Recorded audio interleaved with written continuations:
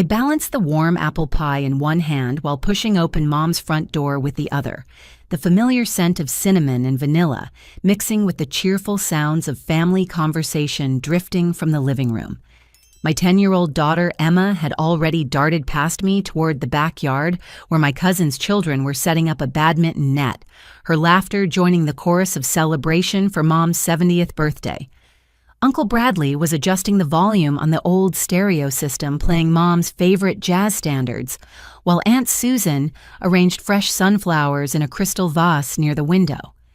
My stepfather, Frank, stood at the kitchen island, carefully carving slices from a honey-glazed ham, his reading glasses perched on his nose, as he concentrated on making each portion perfect.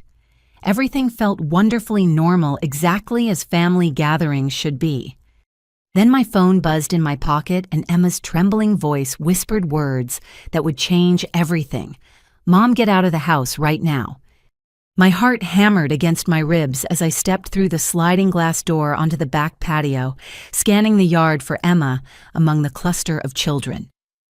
The afternoon sun cast long shadows across the freshly mowed grass, and I could hear the distant hum of the central air conditioning unit mixing with the sounds of badminton rackets hitting shuttlecocks. I found her crouched behind the old wooden garden shed, tears streaming down her freckled cheeks, her small hands shaking as she clutched my phone to her ear. "Emma, what's wrong?" I whispered, kneeling beside her on the cool grass. The smell of mulch and blooming roses from Mom's flower beds surrounded us, but the beauty of the garden felt suddenly ominous. Her blue eyes, so much like my own, were wide with terror. "Mommy, I heard them talking in the basement.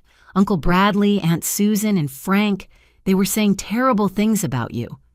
Her voice broke on the last words, and she wiped her nose on her sleeve. "What kind of things, sweetheart?"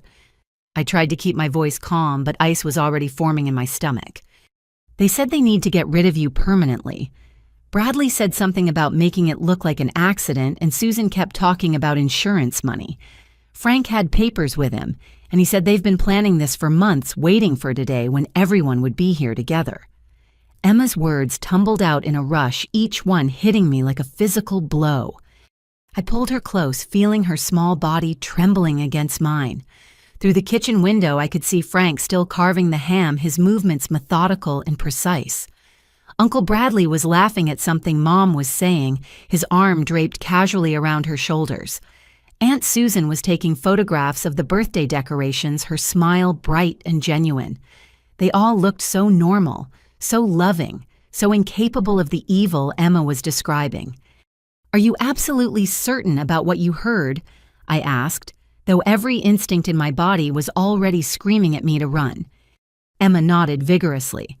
"I went downstairs to get more paper plates from the storage room, and I heard them through the basement door.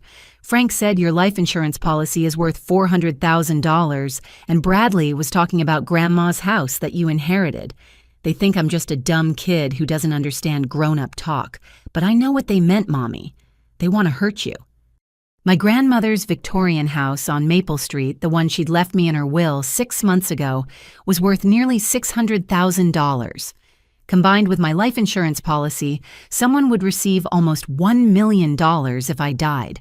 The realization hit me like a sledgehammer to the chest. "We need to leave right now," I whispered, taking Emma's hand and leading her toward the back gate. My legs felt unsteady beneath me, and my mind raced with disbelief. How could my own family, people who had shared holidays and birthdays and ordinary Tuesday dinners with us, be plotting my murder? As we slipped through the gate into the alley behind Mom's house, I could hear Frank calling my name from the kitchen window. "Scarlett, where did you and Emma go? We're about to cut the birthday cake." His voice sounded so normal, so concerned, so perfectly innocent. If I hadn't heard Emma's terrifying account, I would have turned around and walked back into that house without a second thought. Instead, I guided Emma toward my car, parked 2 blocks away, my hands shaking so badly I could barely get the keys into the ignition. "Where are we going, Mommy?" Emma asked as I pulled away from the curb, checking the rearview mirror obsessively to make sure no one was following us. "I don't know yet, baby, but you saved our lives today." I need you to know how proud I am of you for being so brave and smart." I reached over and squeezed her hand, trying to project calm, while my entire world crumbled around me. The last thing I saw as we drove away was Frank's silhouette in Mom's front window, his phone pressed to his ear, his head turning left and right, as if searching for something, or someone. The image burned itself into my memory as I realized that the man who had been my stepfather for 5 years, who had walked me down the aisle at my wedding, who had taught Emma how to ride a bicycle, was planning to kill me for money. 20 minutes later, I pulled into the parking lot of a roadside motel called the Pine Rest Inn, its neon sign flickering weakly in the late afternoon light. The building looked tired and worn, with faded blue paint peeling from the exterior walls and weeds growing through cracks in the asphalt, but it offered something invaluable: anonymity. I paid cash for a room with 2 double beds, signing the registration card with a fake name, while Emma sat quietly in a vinyl chair, her school backpack clutched tightly against her chest. The room smelled like industrial disinfectant and old carpet, with thin floral curtains that barely covered the single window overlooking the parking lot. I double-locked the door and fastened the security chain, then pulled the curtains closed and turned on every light in the room. Emma sat cross-legged on one of the beds, watching me pace back and forth across the small space. "Mommy, are we in trouble?" she asked, her voice small and uncertain. "No, sweetheart, we're not in trouble, but I need to make some phone calls to figure out what we're going to do next." I sat beside her on the scratchy polyester bedspread and smoothed her dark hair away from her face. "First, though, I need you to tell me everything else you remember about what you heard in the basement." Emma took a deep breath and closed her eyes as if replaying the conversation in her mind. "Frank had a folder with papers in it. He showed Bradley and Susan something that made them both smile really big, like when you show me my report card. Susan said something about how nobody would ever suspect them because they're such a loving family. Bradley said you've been sad since Grandma died, so people would believe you might have had an accident. The cruelty of it took my breath away. They were planning to use my grief over losing my grandmother, the woman who had raised me after my father died, as cover for my murder. They would tell everyone I was depressed, that I had become careless or reckless, that my death was a tragic but understandable accident. Frank also said something about your medicine," Emma continued.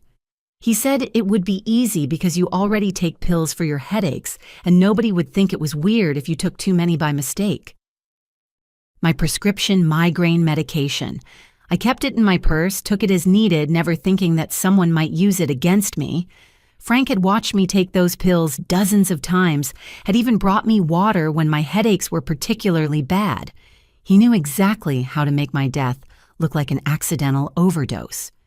I walked to the window and peered through a gap in the curtains at the parking lot below. My phone had been buzzing constantly for the past hour, call after call, from Mom's landline, from Frank's cell phone, from numbers I didn't recognize. I had turned off the ringer, but the screen continued to light up with missed call notifications. "I need to call your school and tell them you won't be there tomorrow," I said, pulling out my phone and scrolling through my contacts. "And I need to call my work and tell them I have a family emergency." But even as I made those necessary calls, explaining to Emma's teacher, Mrs. Rodriguez, that we had a sudden family crisis, and to my supervisor at the accounting firm that I needed emergency leave, I realized how isolated Frank's plan had made me. Who could I trust? Who would believe such an incredible story? My own mother clearly had no idea what her husband was planning. My brother lived in California and barely stayed in touch with the family. Most of my friends knew Frank and liked him. They would think I had lost my mind if I accused him of attempted murder. "Are you hungry?" I asked Emma after I finished the phone calls. She nodded, and I realized we had fled Mom's birthday party before eating anything except a few crackers and cheese. We walked across the parking lot to a convenience store attached to a gas station, the fluorescent lights buzzing overhead as we wandered the aisles looking for something that resembled dinner. I bought peanut butter and jelly sandwiches from the cooler section, along with chocolate milk for Emma and coffee for myself. At the cash register, I paid with the $68 I had in my wallet, acutely aware that I couldn't use my credit or debit cards without creating a trail that Frank might be able to follow. Back in our motel room, we sat on one of the beds eating our makeshift dinner while the local news played on the small television mounted to the wall. The anchors were discussing a house fire across town and an upcoming city council meeting, normal, everyday news that felt surreal given our circumstances. "Mommy, will we ever be able to go home?" Emma asked, picking at her sandwich. The question hit me like a punch to the stomach. Home. Our little yellow house on Oak Street with Emma's art projects stuck to the refrigerator and my grandmother's antique rocking chair by the living room window. Frank had keys to that house.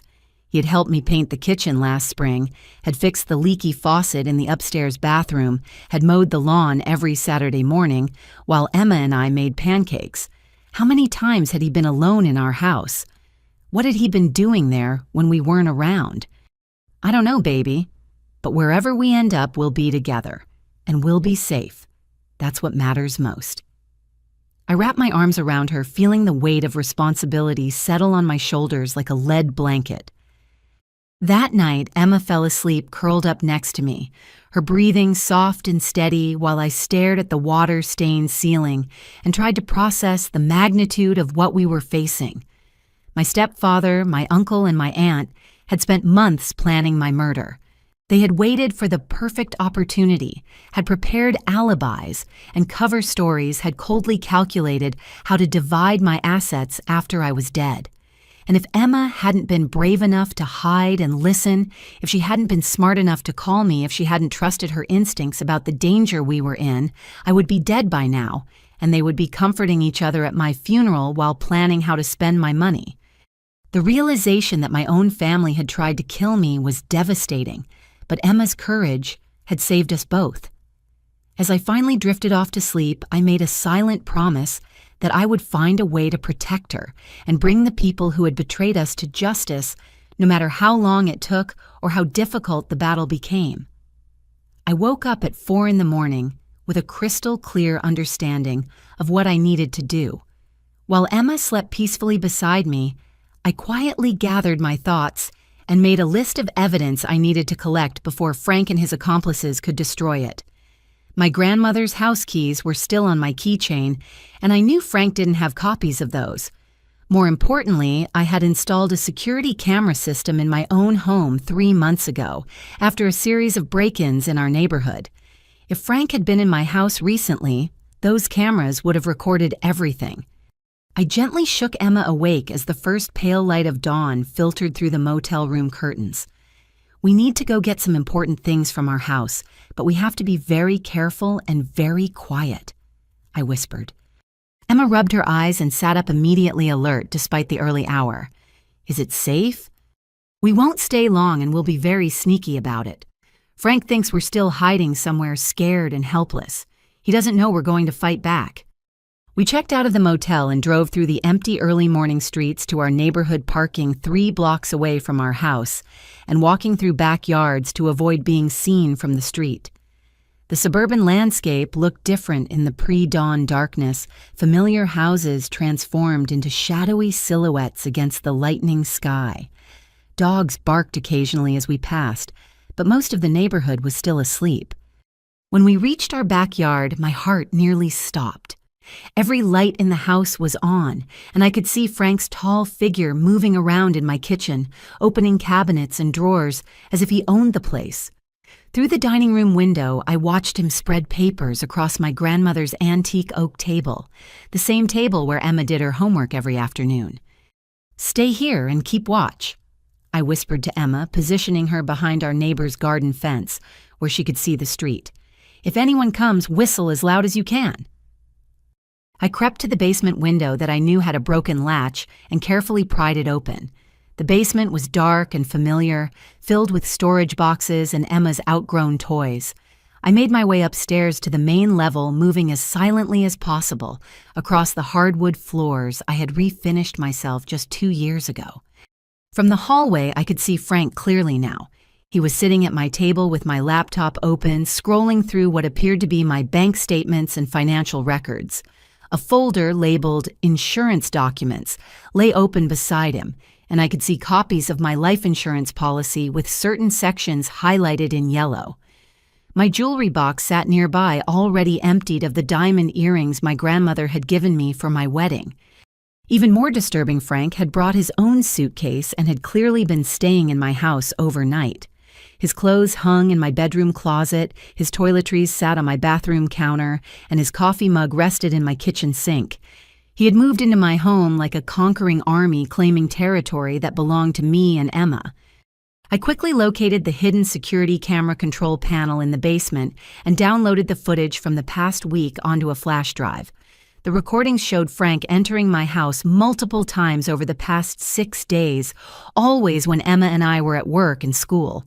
I watched in horrified fascination as he systematically went through my personal belongings, photographed important documents, and even made copies of my house keys.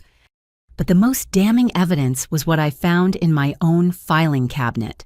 Frank had created an entire folder of forged documents, including a fake will that left everything to him in the event of my death and correspondence with a lawyer I had never heard of about transferring the title of my grandmother's house. He had also been intercepting my mail and had collected information about my bank accounts, my credit cards, and even Emma's college savings account. I photographed everything with my phone, my hands shaking with rage and disbelief. This wasn't just a plan to kill me, it was a comprehensive scheme to steal my entire life.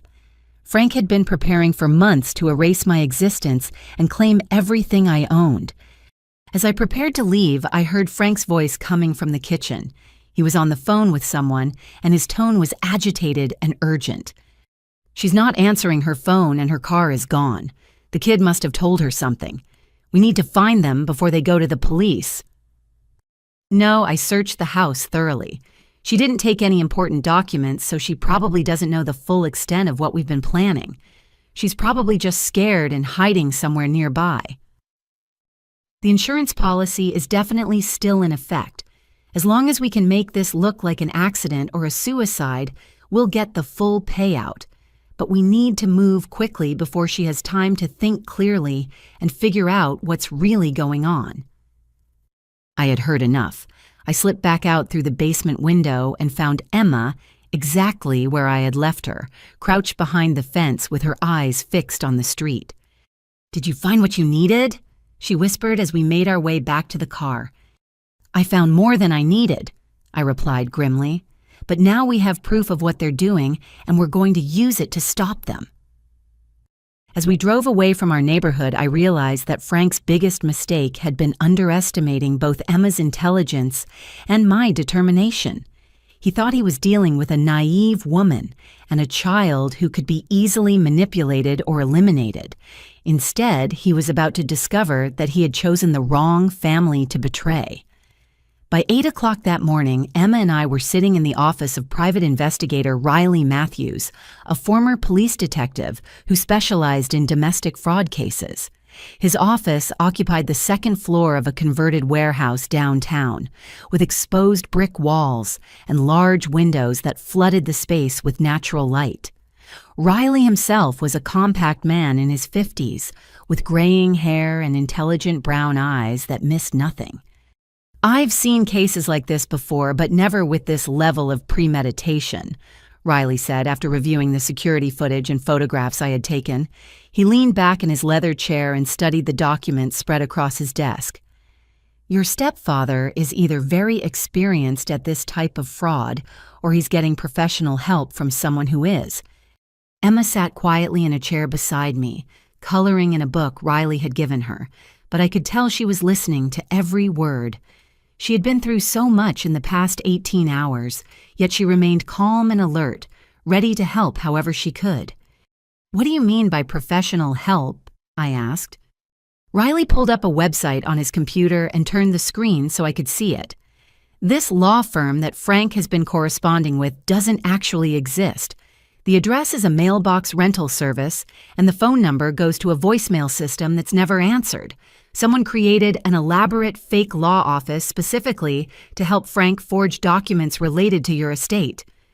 The implications of this discovery sent chills through my entire body. So this isn't just Frank acting alone. Definitely not. This is organized fraud, possibly involving multiple victims across different states. The forged will you found is too sophisticated for an amateur to create. The letterhead, the legal language, the notarization stamps, everything is professionally done but completely fake. Riley opened another file on his computer and showed me a database of similar cases. I've been tracking patterns of insurance fraud involving family members, and several of these cases involve the same methods your stepfather is using. Fake lawyers forged wills, staged accidents that look like heart attacks or overdoses. Emma looked up from her coloring book. Does that mean Frank has hurt other people too? Riley's expression softened as he looked at her. That's what we're going to find out, sweetheart. But first we need to make sure you and your mom stay safe while we investigate. Over the next 2 hours, Riley walked me through the process of building a case against Frank and his conspirators. He explained how we could use the security footage as evidence, how to document the financial fraud, and how to protect Emma and myself from further attempts to harm us. But the most shocking revelation came when Riley ran Frank's name and social security number through his database of known criminals. Your stepfather's real name is Franklin Morrison, not Frank Miller, like he told your family, Riley said, pointing to a criminal record that appeared on his screen. He served 18 months in prison for insurance fraud in Nevada 12 years ago. The case involved the suspicious death of his first wife, who died of an apparent drug overdose just 6 months after taking out a large life insurance policy. I stared at the screen in horror. Frank had done this before. He had killed before, and my mother had married a murderer without knowing it. There's more. Riley continued scrolling through additional records. Franklin Morrison has been married 4 times in the past 15 years. 2 of his wives died in accidents. 1 died of an apparent suicide, and 1 divorced him after he tried to poison her. Each time he collected substantial life insurance payouts before moving to a new state and assuming a new identity. Emma had stopped coloring entirely and was listening with wide eyes. I reached over and took her hand, squeezing it gently for comfort. The woman who survived and divorced him filed a police report claiming he had been systematically adding small amounts of prescription medication to her food to make her sick. Sound familiar? Riley looked at me meaningfully. My migraine medication. Frank knew exactly which pills I took, exactly how much was dangerous, exactly how to make my death look accidental. He had practiced this technique on other women, perfecting his method until he was confident he could kill without being detected. But here's the thing that concerns me most, Riley said, pulling out a map of the United States with red pins marking different locations. Frank's pattern involves staying in each area for 2 to 3 years, building relationships with local families, and then targeting women with substantial assets or insurance policies. He's been in your town for 5 years now, longer than any of his previous locations. That suggests he's been planning something bigger than his usual scheme. What do you mean bigger? I asked, though I was afraid I already knew the answer. I think he's been working on multiple targets simultaneously. Your mother has assets, you have insurance and your inheritance, but there might be other women in your community who Frank has been cultivating as potential victims. This could be much larger than just your family. The idea that Frank might be planning to hurt other innocent women made my stomach turn. How many other families were in danger? How many other children might lose their mothers to his greed? Riley handed me a business card for FBI agent David Park, who specialized in interstate insurance fraud cases. We need federal help with this. Frank's crimes cross state lines, involve identity fraud, and probably include multiple murders. This is beyond what local police can handle. As Emma and I left Riley's office, I felt a strange mixture of terror and determination. Learning about Frank's criminal history was horrifying, but it also meant we had solid evidence to use against him. He wasn't just a family member who had betrayed us. He was a professional killer who had been using our love and trust as weapons against us. "Mommy, are we going to catch the bad guys?" Emma asked as we walked to our car. "Yes, baby. We're going to catch them all. and we're going to make sure they never hurt anyone else again. For the first time since this nightmare began, I felt like we had a real chance of winning this fight. Frank had made the mistake of targeting a woman who wouldn't go down without a battle, and a little girl who was brave enough to speak the truth, no matter how scary it was. He was about to learn that the wrong family doesn't just mean the wrong victim, it means the wrong enemy. 3 days later, Emma and I were eating breakfast in a different motel across town when someone knocked loudly on our door. Through the peephole, I could see a woman in a business suit holding an official-looking folder accompanied by 2 uniformed police officers. My blood turned to ice water in my veins. "Mrs. Scarlett Johnson, I'm Janet Pierce from Child Protective Services. I need to speak with you about your daughter, Emma." I opened the door but kept the security chain attached, my heart pounding so hard I was sure everyone could hear it. "What is this about?" "We received a report that you've kidnapped your daughter and are keeping her in unsafe living conditions. I need to conduct a welfare check and speak with Emma privately." Janet's voice was professional but cold, and I could see the police officers shifting their weight behind her hands, resting near their weapons. Emma appeared beside me, still wearing her pajamas, her eyes wide with fear. "Mommy, what's happening?" "May I come in?" Janet asked, though it was clearly not a request. I reluctantly unlatched the chain and stepped back, watching as Janet surveyed our modest motel room with obvious disapproval. She took note of the unmade beds, the fast food containers from last night's dinner, and our clothes scattered around in suitcases. "Emma, my name is Janet. I work for an organization that makes sure children are safe and happy. Can you tell me how long you've been staying here with your mother?" Emma looked at me uncertainly, then back at Janet. "A few days. We had to leave our house because bad people want to hurt us." Janet wrote something in her notebook. "What kind of bad people, sweetheart?" "My step-grandpa Frank and my aunt and uncle. They were planning to hurt my mommy for money, so we had to run away." Emma's voice was steady, but I could see her hands trembling. "Has your mother been giving you any medicine that makes you feel sleepy or sick?" "No." Emma's response was immediate and emphatic. "Mommy takes care of me. She makes sure I eat healthy food and brush my teeth and do my homework." But I could see Janet's expression growing more skeptical with each of Emma's answers. Someone had clearly prepared her with a very different story about our situation. "Mrs. Johnson, I need you to know that we have reports of you exhibiting erratic behavior, possible drug use, and making paranoid accusations against family members who are concerned for Emma's welfare. Your stepfather, Frank Miller, contacted us because he's worried about Emma's safety." The words hit me like physical blows. Frank had gotten to Child Protective Services first, spinning his lies and painting me as an unstable mother who was putting Emma in danger. "That's not true," I said, fighting to keep my voice calm and rational. "Frank is the one who's dangerous. I have evidence that he's planning to kill me for my life insurance money." Janet's eyebrows rose skeptically. "Do you have this evidence with you?" I pulled out my phone and showed her some of the photographs I had taken at my house, but I could see she was viewing them as the desperate fabrications of a delusional woman, rather than proof of a criminal conspiracy.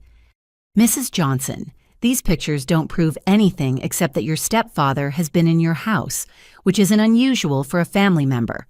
What concerns me is that you've removed Emma from her stable home environment and are keeping her in a motel without proper supervision or educational support."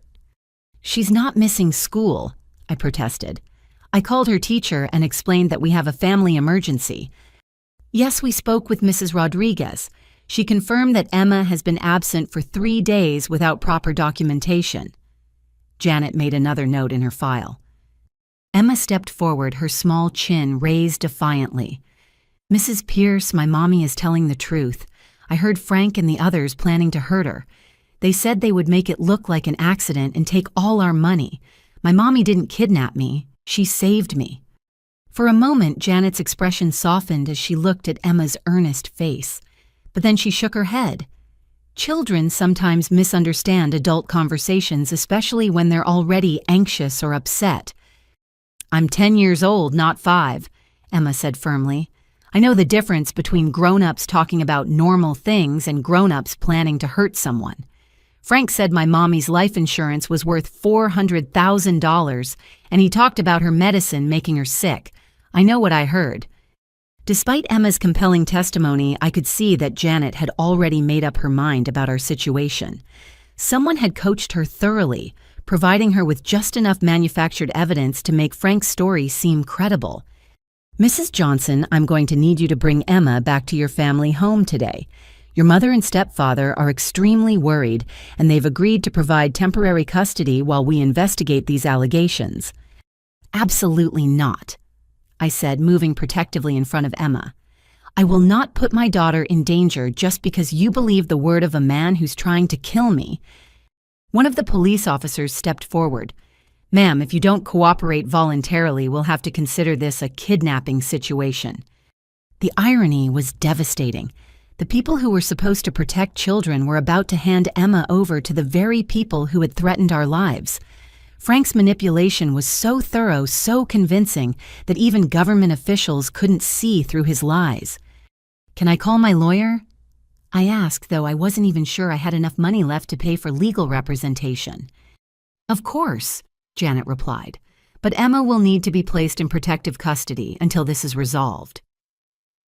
No, Emma cried out, grabbing my hand. I want to stay with my mommy. She didn't do anything wrong. Janet knelt down to Emma's eye level. Sweetheart, I know this is scary, but sometimes adults need help figuring out what's best for children. You'll be safe with your grandmother, and if your mother is telling the truth, she'll be able to prove it and get you back. As I watched Janet trying to separate me from Emma, I realized that Frank's plan was even more diabolical than I had originally understood. He wasn't just trying to kill me for money, he was systematically destroying my credibility and my relationship with my daughter first. By the time he was finished, even if I survived his murder attempt, I would have lost everything that mattered to me.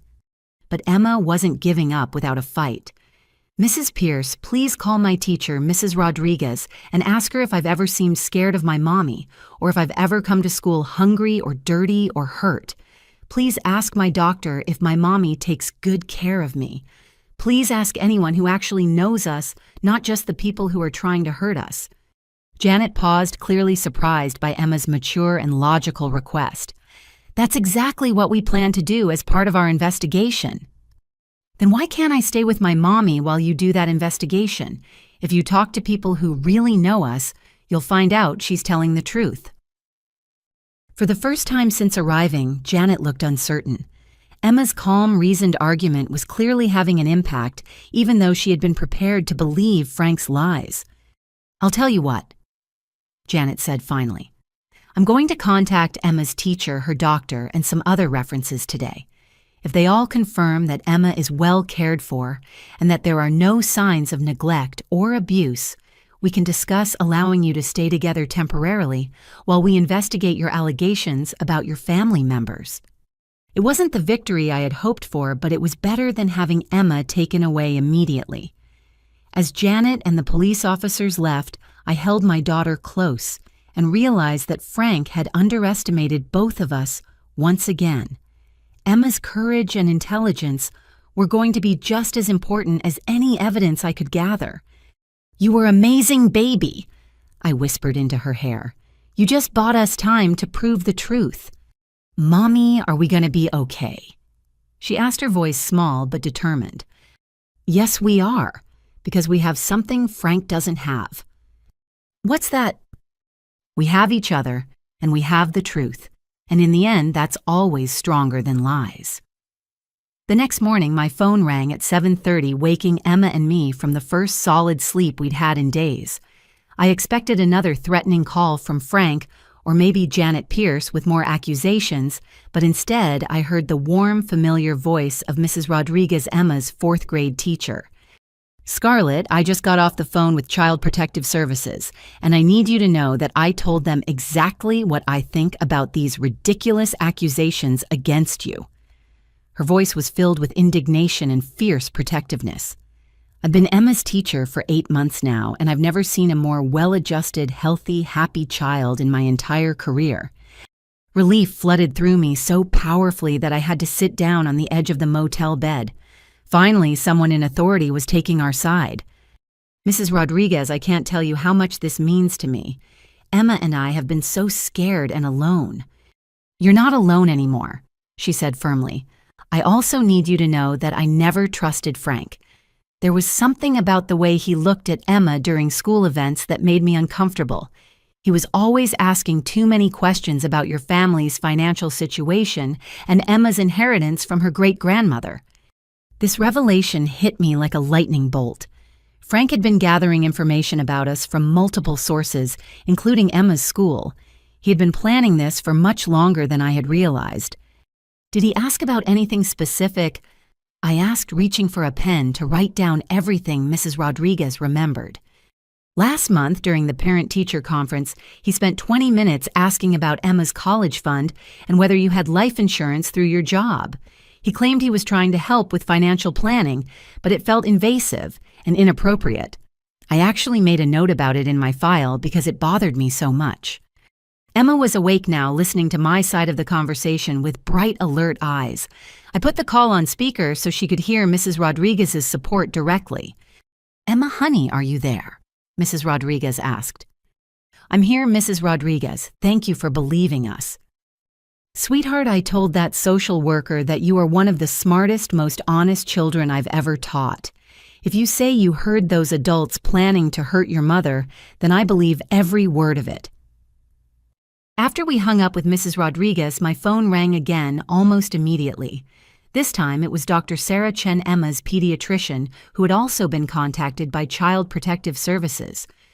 "Scarlett, I reviewed Emma's entire medical file before I called that social worker back," Dr. Chen said without preamble. "Emma has never missed a single vaccination or checkup. She's never shown any signs of neglect, abuse, or malnutrition. In fact, her health records show a child who is exceptionally well cared for. I told CPS that if they remove Emma from your custody based on these accusations, they'll be making a serious mistake." Dr. Chen's professional endorsement carried significant weight, and I felt another wave of hope washing over me. But her next revelation was even more important. I also told CPS that I had concerns about Frank after Emma's last checkup in February. He insisted on coming into the examination room with you, and he kept asking about Emma's mental health and whether children her age were prone to making up stories about adults. At the time, I thought he was just being an overprotective step-grandfather, but now I realize he was laying groundwork to discredit Emma if she ever tried to expose him. The pieces of Frank's manipulation were becoming clearer with each conversation. He had spent months preparing for this moment, creating doubt about Emma's credibility and my stability long before putting his murder plan into action. "Dr. Chen, would you be willing to write a formal statement about Emma's health and your concerns about Frank?" "Already done," she replied. "I faxed a detailed report to CPS this morning, and I'm copying your lawyer on everything." "I don't have a lawyer yet," I admitted. "You do now. Mrs. Rodriguez and I discussed your situation, and we both know Amanda Walsh, who handles family court cases. She's agreed to represent you pro bono because she believes children should never be separated from loving parents based on false accusations." 20 minutes later, Amanda Walsh called me from her office downtown. She was a sharp, no-nonsense attorney in her 40s who specialized in protecting families from exactly the kind of systematic manipulation Frank was using against us.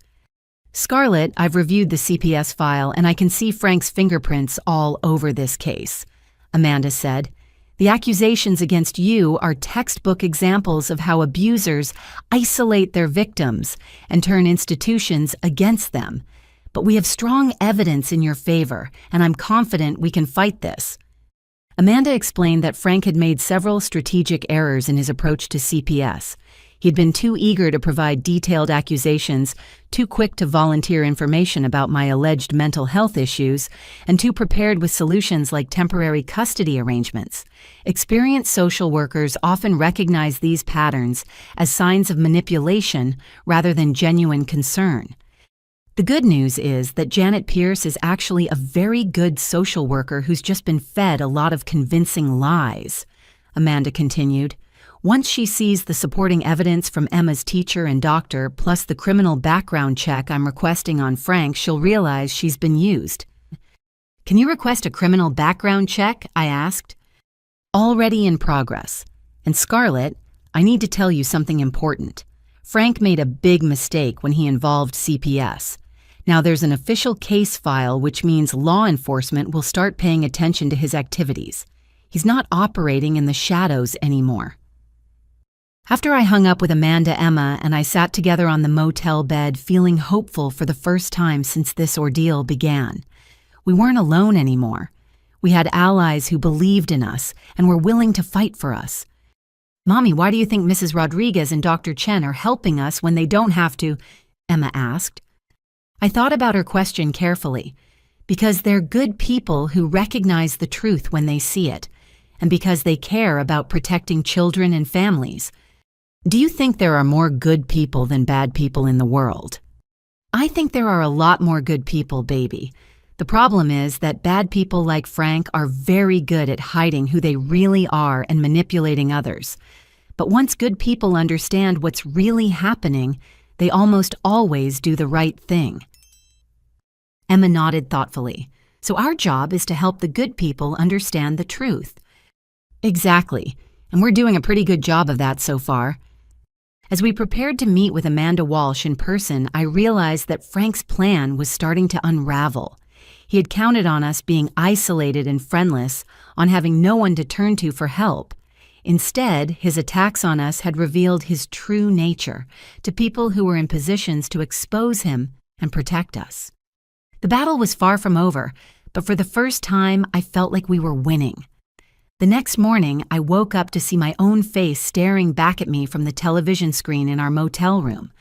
The local news anchor was describing me as a disturbed mother who abducted her 10-year-old daughter during a family gathering and asking viewers to call police if they spotted Emma or me anywhere in the area. "This is insane." I whispered quickly, changing the channel, only to find the same story on 3 other local stations. Frank had somehow convinced the media that I was a dangerous kidnapper who posed a threat to my own child. Emma sat up in bed and saw the television coverage, her face going pale, as she watched Uncle Bradley being interviewed outside Mom's house. He was wearing his best suit and had clearly prepared his talking points in advance. "Scarlett has been struggling with depression and paranoid thoughts since her grandmother died," Bradley told the reporter with perfect fake concern. "We're all very worried about her mental state, and we just want Emma to be safe. We're begging Scarlett to bring Emma home before someone gets hurt." The lies were so smooth, so convincing that I almost started to doubt my own memory of what Emma had overheard. Bradley looked genuinely worried, genuinely loving, genuinely innocent. If I hadn't seen the evidence with my own eyes, I might have believed him myself. Then Aunt Susan appeared on screen, dabbing at her eyes with a tissue as she spoke to another reporter.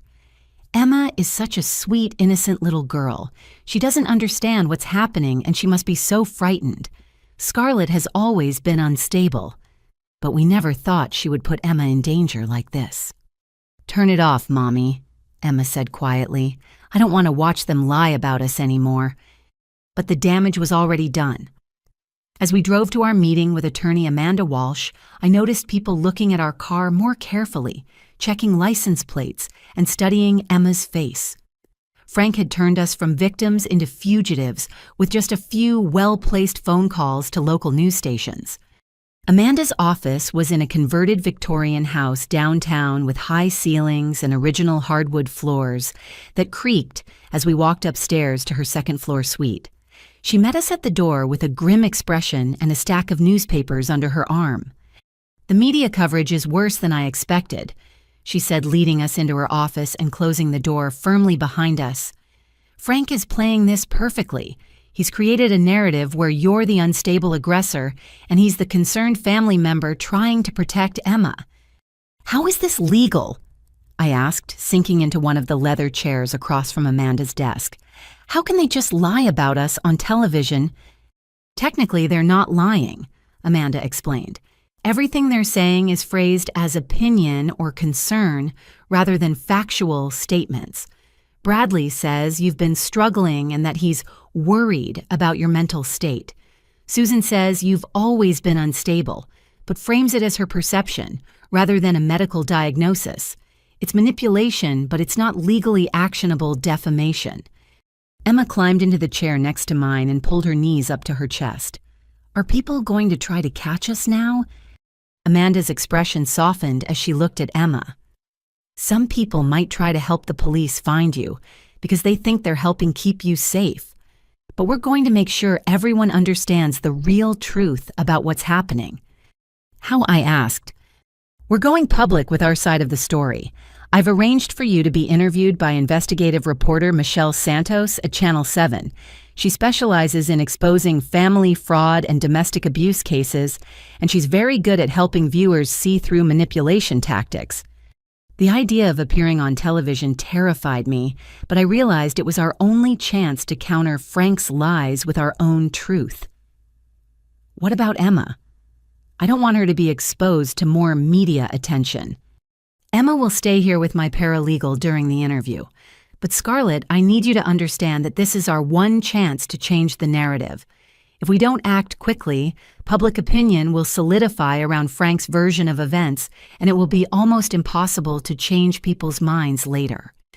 2 hours later, I was sitting in a television studio across from Michelle Santos, a sharp-eyed woman in her 40s who had built her career on exposing exactly the kind of manipulation Frank was using against my family.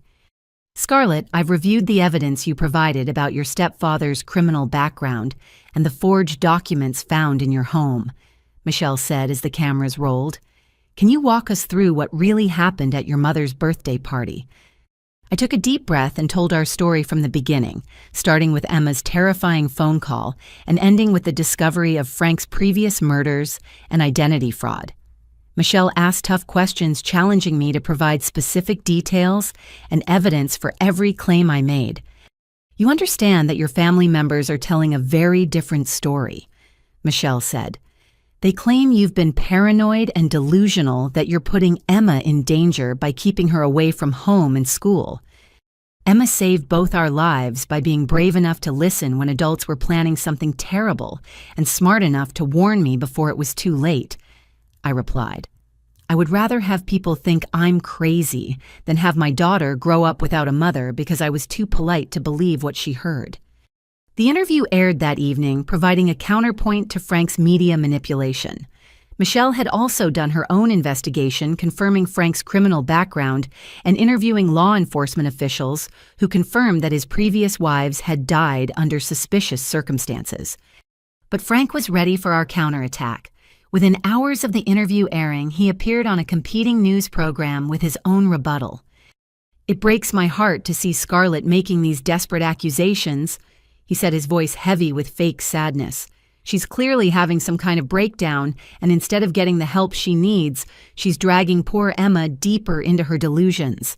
These so-called criminal records are either completely fabricated or refer to a different person with a similar name.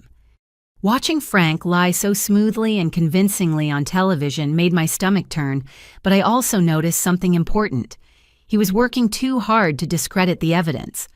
If our accusations were truly baseless, he wouldn't need to spend so much time and energy fighting them.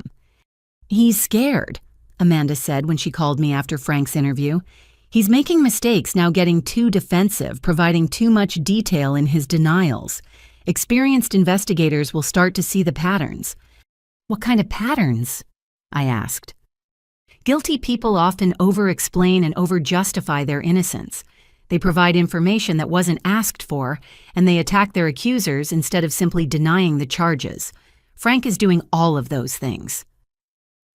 That night, as Emma and I watched the local news coverage of our case from our new motel room across town, I realized that Frank had made a critical error.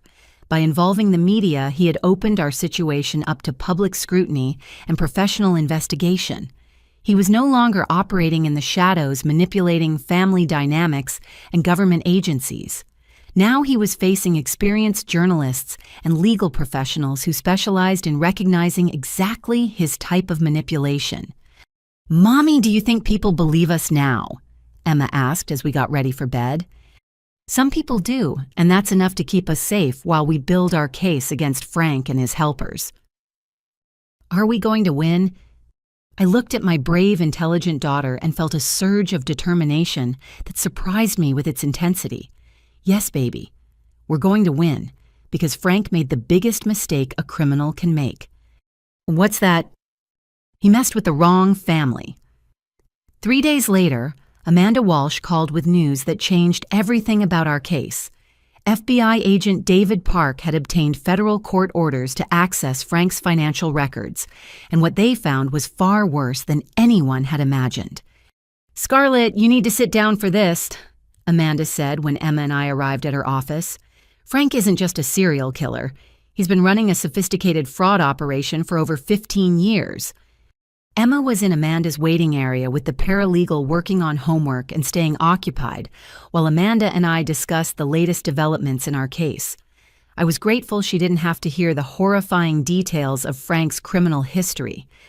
Amanda spread a series of bank statements and insurance documents across her conference table. Frank has been married 6 times, not 4, like we originally thought. All of his wives had substantial life insurance policies or inheritances. 5 of them are dead, and 1 is in a psychiatric facility in Oregon completely incapacitated by what doctors believe was systematic poisoning. The room seemed to spin around me as I processed this information. Frank hadn't just killed 2 or 3 women for money. He had been systematically murdering wives for over a decade. Each time he used the same pattern, Amanda continued, he would move to a new area, assume a new identity, and target vulnerable women who had recently lost family members or were going through divorces. He specialized in finding women who had children because single mothers were often more trusting of men who seemed good with kids. "How did he get away with it for so long?" I asked. He was very careful to space out his crimes geographically and chronologically. He never killed more than 1 wife in the same state, and he always waited at least 2 years between murders. He also varied his methods. Some deaths looked like accidents, some looked like suicides, some looked like heart attacks or overdoses. Amanda pulled out a map of the United States with red pins marking the locations of Frank's previous crimes. But here's the breakthrough that's going to help us catch him. The FBI found recordings. What kind of recordings? Frank apparently recorded conversations with all of his co-conspirators as insurance against being betrayed. When they raided a storage unit he rents under another false name, they found hours of audio recordings documenting his plans with various family members and accomplices. Amanda played a short segment of one recording through her computer speakers. Frank's voice was unmistakable as he discussed the best methods for making poison look like prescription medication and how to forge suicide notes that would convince investigators. The most important discovery is that Frank has been planning your murder for over 18 months, not just a few weeks like we originally thought. He has recordings of conversations with Bradley and Susan dating back to last Christmas, when they first started discussing your grandmother's inheritance. The betrayal cut even deeper than I had imagined. While I was grieving my grandmother's death and trying to help Emma adjust to life without her great-grandmother, my own family members were plotting to kill me for the money she had left me. "There's more," Amanda said, pulling out another file. Frank made the mistake of recording a conversation where he admits to killing his previous wives. He was apparently bragging to Bradley about how easy it was to manipulate grieving families and stupid police investigators. As Amanda played more excerpts from Frank's recordings, I realized that his arrogance had become his downfall. He was so proud of his criminal skills that he couldn't resist documenting his crimes and boasting about his successes. The FBI is coordinating with police departments in 6 different states to reopen investigations into the deaths of Frank's previous wives, Amanda explained. They're also investigating several other suspicious deaths in our area that might be connected to Frank's activities. Other deaths? You mean he might have killed other people besides his wives? Frank apparently targets entire families when the financial payoff is large enough. The FBI found evidence that he may have been involved in the deaths of several elderly relatives of his wives, people who had substantial estates or life insurance policies that benefited the families Frank married into. The scope of Frank's criminal operation was staggering. He wasn't just a man who killed wives for insurance money. He was a predator who destroyed entire families for financial gain. "What does this mean for Emma and me?" I asked. "It means you're going to be the star witnesses in one of the largest serial murder cases in recent history," Amanda replied. "And it means Frank is going away for the rest of his life." "But first we need to catch him," a new voice said from the doorway. FBI agent David Park entered Amanda's office, a tall man in his 50s with graying hair and kind eyes that didn't hide the steel behind them. "Agent Park has been working on cases connected to Frank's activities for 3 years," Amanda explained. "He's been trying to build a case against Frank for the murder of his wife in Arizona." "Scarlett, I need you to understand how important you and Emma are to our investigation," Agent Park said, sitting down across from me at the conference table. "Emma's testimony about overhearing Frank's confession is the first direct witness account we've ever had of Frank planning a murder. And your evidence gathering shows a level of premeditation and conspiracy that we've never been able to prove before." "What happens now?" I asked. "Now we set a trap. Frank still thinks you're a scared victim hiding in motel rooms with your daughter. He doesn't know we have recordings of his confessions, and he doesn't know we've connected him to murders in other states. We're going to use that advantage to make him incriminate himself even further." Agent Park explained that they wanted me to contact Frank and arrange a meeting where he would think he could convince me to return home quietly. They would wire the meeting location and record everything Frank said. "It's dangerous," Agent Park admitted. "Frank is a sophisticated killer who's been doing this for a long time, but we'll have agents positioned everywhere, and we'll move in the moment Frank says anything that threatens you directly." "What about Emma?" "Emma will be in federal protective custody during the operation. She'll be safe, and she'll have trained agents watching her every second." As I considered Agent Park's proposal, I realized that this was our chance to end Frank's killing spree permanently. If I could get him to confess on tape, he would never be able to hurt another family again. "I'll do it," I said, "but I want Emma to understand what's happening and why it's necessary." Agent Park nodded. "Emma is an incredibly brave and smart little girl. I think she'll understand that we're trying to protect other children from losing their mothers the way she almost lost hers." When we explained the plan to Emma, her response surprised both Amanda and Agent Park. "I want to help catch him too," Emma said firmly. "Frank hurt a lot of people and he was going to hurt us. If I can help stop him from hurting anyone else, then that's what I want to do." "You've already helped more than you know, sweetheart," Agent Park replied. "Your courage in warning your mother and telling the truth about what you heard is going to put Frank in prison for the rest of his life." As we prepared for the most dangerous phase of our fight against Frank, I felt a mixture of terror and hope. We were about to face a man who had killed multiple women and manipulated countless families, but we weren't facing him alone anymore. We had the federal government on our side, we had evidence of his crimes, and most importantly, we had each other. Frank had spent months planning my murder, but he had made one critical miscalculation. He had underestimated the strength of the bond between a mother and daughter and the power of truth to overcome even the most sophisticated lies. 2 days later, Emma and I said goodbye in the parking lot of a safe house 20 miles outside of town. She would be staying with 2 female FBI agents who specialized in protecting child witnesses, while I prepared to face Frank in what Agent Park hoped would be the final confrontation of our ordeal.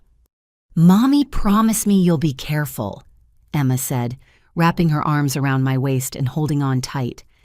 "I promise, baby, and you promise me you'll do exactly what the agents tell you, okay?" "I promise, and Mommy, when this is over, can we get a dog?" The question was so normal, so wonderfully ordinary that it made me laugh despite my fear. "Yes, we can definitely get a dog. Any particular kind? A big one that will protect us and love us and never lie to us." "That sounds perfect." Agent Park drove me to the staging area in an unmarked van filled with recording equipment and communication devices. The plan was elegant in its simplicity. I would call Frank from a burner phone, pretending to be exhausted and ready to come home. I would suggest meeting at a family restaurant to work things out before returning to Mom's house with Emma. Remember, Frank is going to try to manipulate you emotionally, Agent Park said, as technicians fitted me with a nearly invisible recording device. He'll probably apologize, claim everything was a misunderstanding, and try to convince you that Emma misheard or misunderstood what was said. What if he doesn't admit to anything? I asked. He will. Frank's ego is his weakness. He can't resist showing off how clever he is, and he'll want to convince you that you're no match for his intelligence. Killers like Frank have a compulsive need to explain their superiority to their victims. The restaurant Agent Park had chosen was a chain family establishment in a busy shopping center with multiple exits and clear sight lines for surveillance.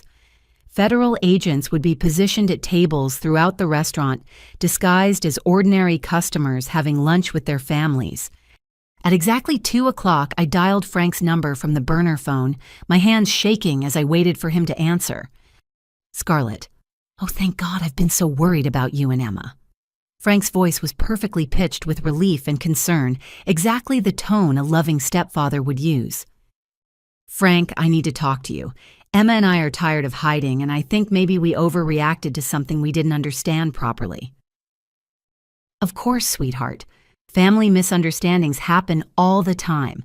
The important thing is that you and Emma are safe. Where are you? I can come get you right now. I'd rather meet somewhere neutral first just to talk things through. There's a lot of confusion about what happened, and I want to make sure we're all on the same page before I bring Emma home. Frank was quiet for a moment, and I could almost hear the gears turning in his head as he calculated his next move. That's very wise of you, Scarlett. Where would you like to meet? I gave him the name and address of the restaurant, and we agreed to meet in 30 minutes. As I hung up the phone, Agent Park nodded approvingly. Perfect. He took the bait completely. Now remember, your job is just to get him talking. Don't try to be clever or tricky. Just act like a tired, confused woman who wants to believe the best about her family. 25 minutes later, I was sitting in a booth near the back of the restaurant, my hands wrapped around a coffee cup to keep them from shaking. I could see at least 6 FBI agents positioned at various tables around the dining room, though they looked completely natural as they ate lunch and chatted with their partners. Frank arrived exactly on time, scanning the restaurant carefully before approaching my table. He looked older than I remembered, with deep lines around his eyes and a tension in his shoulders that suggested he was under more stress than he wanted to admit. "Scarlett, you look terrible," he said as he slid into the booth across from me, his voice filled with fake concern. "You've lost weight and you have dark circles under your eyes.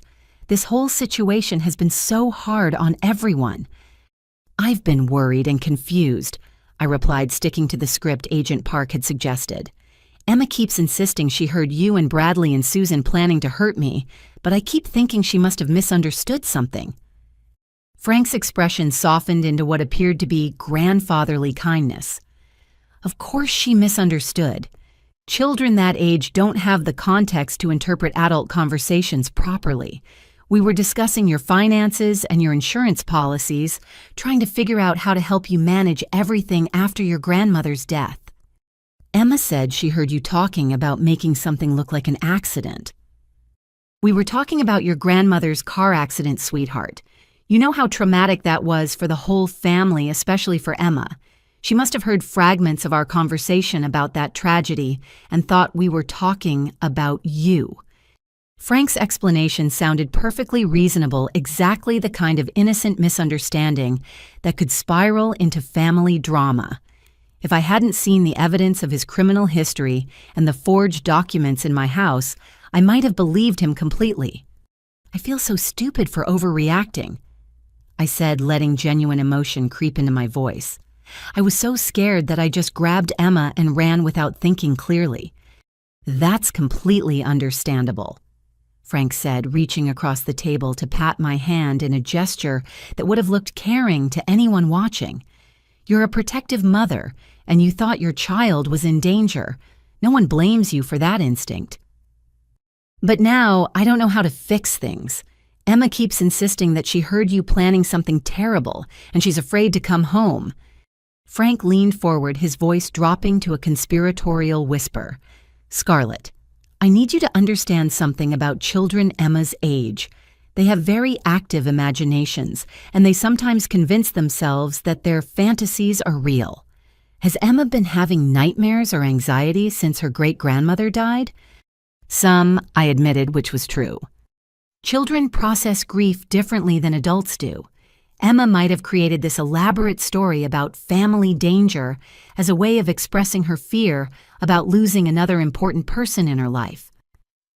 Frank's psychological manipulation was masterful, providing rational explanations for everything Emma had heard while subtly suggesting that she was emotionally unstable and unreliable. If I hadn't known the truth about his criminal history, his explanation would have been completely convincing. "So you think Emma just imagined the whole thing?" I asked. Frank smiled warmly, the expression of a loving grandfather trying to help his confused daughter-in-law understand her troubled child. "I think Emma heard fragments of adult conversation, mixed them together with her own fears about losing you, and created a story that made sense to her 10-year-old mind. It's actually quite common in children who have experienced recent trauma." "That does make sense," I said slowly, as if I were seriously considering his explanation. "The important thing now is getting Emma the help she needs to process her grief properly and getting your family back together where everyone belongs." Frank's voice carried just the right tone of gentle authority and loving concern. But then something changed in his expression. A flicker of calculation passed behind his eyes, and I realized he was about to make the mistake Agent Park had predicted. "Scarlett, I need you to understand something else. If Emma continues to repeat these stories about overhearing murder plans, people might start to believe her, and that could cause serious problems for all of us." "What kind of problems?" I asked, though my heart was already racing. Frank leaned even closer, his voice dropping to barely above a whisper. "The kind of problems that could tear this family apart permanently. The kind of problems that could result in Emma being taken away from you for good." And there it was, the threat that revealed Frank's true nature, captured perfectly by the recording equipment I was wearing and overheard by 6 federal agents positioned throughout the restaurant. Frank had just made the fatal error that would destroy him completely. Frank's subtle threat hung in the air between us like poison gas, but I forced myself to maintain the facade of a confused, frightened mother who was beginning to doubt her own child's testimony. Agent Park had prepared me for this moment, explaining that Frank would eventually reveal his true nature if I gave him enough rope to hang himself with. "Frank, you're scaring me," I said, letting my voice tremble with genuine fear. "Are you saying that Emma could be taken away from me just for telling people what she thinks she heard?" His expression immediately softened back into grandfatherly concern, but I had seen the flash of his real self, and I knew the FBI agents watching us had seen it too. "Oh, sweetheart, I'm not trying to scare you. I'm trying to protect you and Emma from the consequences of this misunderstanding getting blown out of proportion." "I don't understand what you mean." Frank glanced around the restaurant, checking to make sure no one was listening to our conversation. Of course, he had no idea that half the customers around us were federal agents recording every word he said. "Scarlett, you know I love you and Emma like my own family. That's why I need to be honest with you about something that's very difficult to discuss." He paused dramatically, as if gathering the courage to share a painful truth. "There are people in this family who have been concerned about your mental health since your grandmother died." "What people? What concerns?" "Your mother has noticed some changes in your behavior. Mood swings, paranoid thoughts, difficulty concentrating at work. She's been worried that you might be having some kind of breakdown, but she didn't want to hurt your feelings by bringing it up directly." The lie was so smooth and convincing that for a moment I almost believed it myself. Frank had clearly spent considerable time preparing this narrative, creating doubt about my mental stability that would make Emma's testimony seem unreliable. "I haven't been having mood swings," I protested weakly. Sometimes people don't recognize changes in their own behavior, especially when they're under stress. And the truth is, if Emma continues telling people that she overheard family members planning to commit murder, Child Protective Services is going to take that very seriously. They're going to want to know why a 10-year-old child is having such disturbing thoughts. Frank's manipulation was becoming more aggressive now, and I could see him growing more confident as he believed I was falling for his lies. Agent Park had warned me that this moment would come when Frank would become so convinced of his own cleverness that he would start revealing more than he intended. "What are you suggesting I do?" I asked. "I think Emma needs professional help to process her grief and confusion, and I think you might benefit from some counseling too, just to help you deal with the stress of losing your grandmother and raising Emma on your own." "And if I don't agree to counseling?" Frank's mask slipped again just for a split second, and I saw the cold calculation behind his concerned expression. "Scarlett, I'm trying to help you avoid a situation where Emma gets taken away from you permanently. If she keeps telling people these stories, and if you keep supporting her delusions instead of getting her help, the authorities are going to conclude that you're an unfit mother who's encouraging your child to make false accusations against innocent family members." The threat was becoming clearer now, wrapped in language that sounded helpful and caring, but carried the unmistakable message that Frank had the power to destroy my relationship with Emma if I didn't cooperate with his plans. "You're saying I should tell Emma that she imagined everything she heard." "I'm saying you should get Emma the professional help she needs to understand the difference between reality and the fantasies her grief has created." Frank reached across the table and took my hand in what would look like a comforting gesture to anyone watching. "Scarlett, I know this is hard to hear, but Emma didn't overhear anyone planning to hurt you. She overheard adults discussing your finances and your insurance policies, and her 10-year-old mind turned that into something sinister. But she seemed so certain about what she heard. She gave me specific details. Children can be very convincing when they believe their own fantasies. That's what makes this situation so dangerous. Emma has convinced herself that her story is true, and now she's convincing you. But if you really think about it, logically, does it make sense that your loving family would want to hurt you?" Frank's voice carried the perfect tone of reason and gentle authority, the voice of a wise adult helping a confused woman understand a difficult situation. If I hadn't known about his criminal history and seen the evidence of his fraud, I might have been completely convinced by his performance. "I suppose when you put it that way, it does sound pretty unlikely." I admitted, though every word tasted like poison in my mouth. "Exactly. And that's why I'm so concerned about Emma's mental state. When children start having elaborate fantasies about family members wanting to hurt them, it's usually a sign of deeper psychological issues that need professional attention." Frank was building towards something now, and I could sense that he was about to reveal more of his plan. Agent Park had told me that criminals like Frank couldn't resist showing off their intelligence and their control over situations. "What kind of professional attention?" I asked. "There are excellent residential treatment facilities for children who are struggling with trauma and grief, places where Emma could get the intensive help she needs to work through these fantasies and learn to separate reality from imagination." My blood ran cold as I realized what Frank was suggesting. He wanted to have Emma committed to a psychiatric facility where her testimony about overhearing his murder plot would be dismissed as the ravings of a mentally ill child. "You want to put Emma in a mental hospital. Samai now." "I want to get Emma the help she needs before her condition gets worse," Frank replied smoothly. "And I want to protect you from the legal consequences of supporting a child's false accusations against innocent family members." "What legal consequences?" Frank leaned back in his chair, and for the first time since he'd arrived, I saw a hint of satisfaction in his expression. He thought he had me trapped, convinced that I was ready to abandon Emma's testimony and cooperate with his plan. Scarlett making false accusations of attempted murder is a serious crime. If you continue to support Emma's story, you could be charged with filing false police reports, defamation, and even conspiracy to commit fraud. You could lose your job, your house, your reputation, everything. But if Emma really did hear something, Emma didn't hear anything except normal family conversation about finances and insurance. And the sooner you accept that reality, the sooner we can get your family back to normal. Frank's confidence was growing with each exchange, and I could see that he was preparing to make his final move.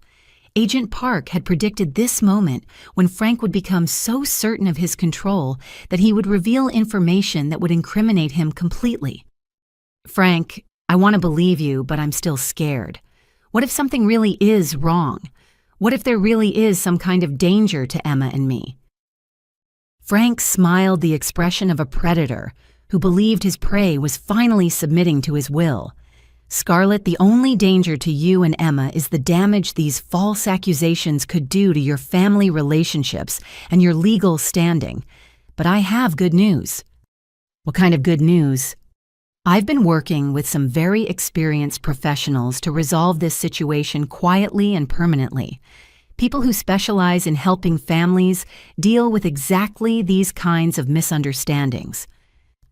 My heart raced as I realized Frank was about to reveal details about his conspiracy that would provide the FBI with everything they needed to arrest him and his accomplices. "What kind of professionals?" Frank glanced around the restaurant one more time, then leaned forward with the conspiratorial air of someone sharing a valuable secret. "Let me tell you exactly how we're going to fix this problem, Scarlett. And when I'm done explaining, you're going to understand why the best thing for everyone is to forget this whole unfortunate episode and move on with our lives as a happy family." As Frank prepared to lay out his plan in detail, I realized that his arrogance was about to destroy him completely. He was so confident in his manipulation and control that he was going to confess everything, providing the FBI with recorded evidence that would put him away for life. The trap was set, and Frank was about to walk directly into it. Frank settled back in his chair with the satisfied expression of a man who believed he had successfully manipulated his victim into submission. What he didn't know was that every word he was about to say was being recorded by FBI equipment and overheard by federal agents positioned throughout the restaurant. "Scarlett, what I'm about to tell you must stay between us until this whole situation is resolved." Frank began, his voice taking on the tone of someone sharing valuable inside information. "I've been working with some very discreet professionals to make sure Emma gets the help she needs, and you avoid any legal complications from these false accusations." "What kind of professionals?" I asked, though my skin was crawling with the knowledge that Frank was about to reveal the details of a conspiracy to destroy my family. "Well, first, there's Dr. Patricia Hensley, a child psychiatrist who specializes in treating children who make false allegations against family members. She's agreed to evaluate Emma and provide documentation that Emma's stories are the result of grief-induced fantasy disorder." I had never heard of grief-induced fantasy disorder, and I suspected Frank had made up the condition entirely. But the fact that he had already arranged for a corrupt psychiatrist to diagnose Emma with a fake mental illness showed the depth of his planning. "How did you find this psychiatrist?" Frank smiled proudly. "Dr. Hensley has helped our family before during some difficult situations with other relatives who had similar problems with reality distortion. She understands how trauma can cause children to create elaborate stories that seem real to them but are actually psychological coping mechanisms." The phrase "helped our family before" sent chills down my spine. Frank was admitting that he had used corrupt mental health professionals to silence other potential witnesses to his crimes. "What happens after Emma is evaluated?" "Dr. Hensley will recommend a residential treatment facility where Emma can receive intensive therapy to help her understand the difference between her fantasies and reality. It's actually a beautiful place, like a boarding school for children who need special help with emotional problems."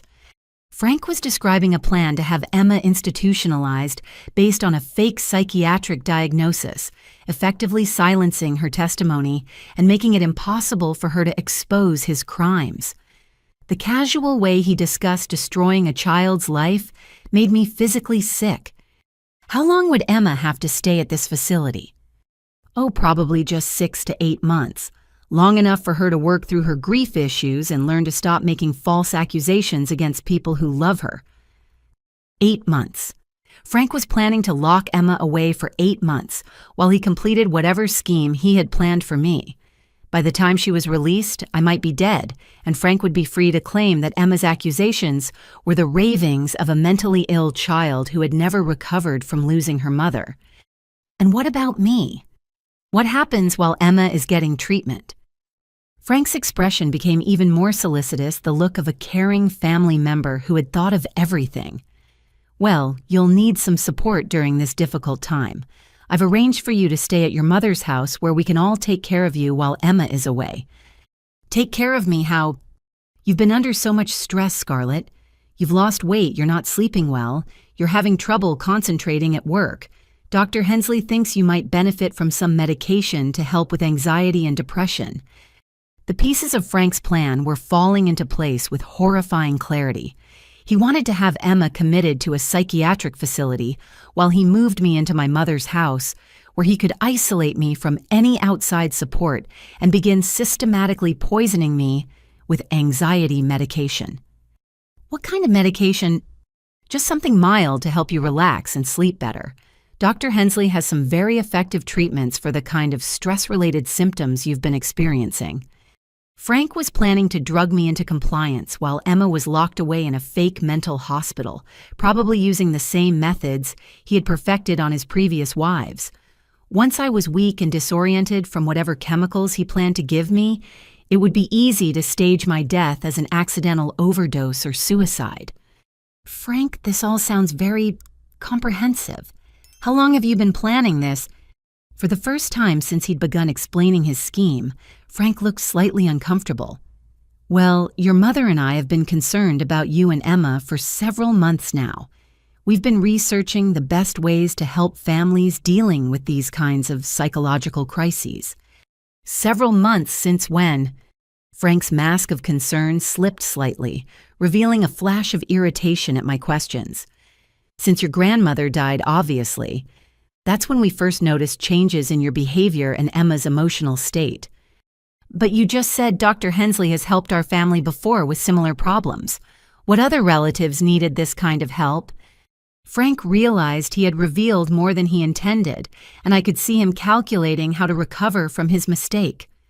There have been other family situations over the years where grief and trauma caused people to have trouble distinguishing reality from imagination. The important thing is that we know how to handle these problems discreetly and effectively. Other family situations was Frank's euphemism for his previous murders, and handling problems discreetly meant eliminating witnesses and potential accusers. He was admitting to a pattern of using fake mental health diagnoses to silence people who threatened to expose his crimes. Frank, I have to ask you something directly, and I need you to be completely honest with me. Of course, sweetheart, you can ask me anything. I took a deep breath and asked the question Agent Park had instructed me to pose if the opportunity arose. Did Emma really misunderstand what she heard in the basement, or is there something else going on that I need to know about? Frank's expression became very still, and for several seconds he didn't say anything at all. I could see him weighing his options, trying to decide how much truth he could safely reveal without completely destroying his carefully constructed narrative. Scarlett, what Emma heard in the basement was a conversation between adults about solving some very serious family problems that could affect everyone's future security and happiness. What kind of problems? Frank leaned forward again, his voice dropping to a whisper that the recording equipment would barely pick up. Problems involving your inheritance, your insurance policies, and some financial decisions that need to be made for the good of the whole family. I don't understand. What financial decisions? Your grandmother left you a substantial estate, Scarlett. But there are complications with how that money and property are being managed. Complications that could be resolved much more easily if certain legal arrangements were simplified. Frank was admitting that my grandmother's inheritance was the motive for his scheme, but he was still trying to make it sound like a legitimate family business discussion rather than a murder plot. Simplified how Frank's smile became predatory, the expression of someone who believed his victim was finally ready to hear the complete truth. Scarlett, what if I told you that there was a way to resolve all of these problems permanently? A way that would ensure Emma's future is secure, and the family assets are properly managed by people who understand how to handle money responsibly. I would ask you to explain exactly what you mean. Frank glanced around the restaurant one final time, then looked directly into my eyes with an expression that made my blood freeze. What I mean, my dear stepdaughter, is that sometimes the best way to solve complicated problems is to eliminate the complications entirely. And sometimes the people who create complications need to be redirected in ways that serve the greater good of the family. The confession was complete. Frank had just admitted on tape that he planned to eliminate complications and redirect people who stood in the way of his financial schemes. Combined with his detailed description of having Emma institutionalized and me medicated, his words constituted a clear admission of conspiracy to commit murder and fraud.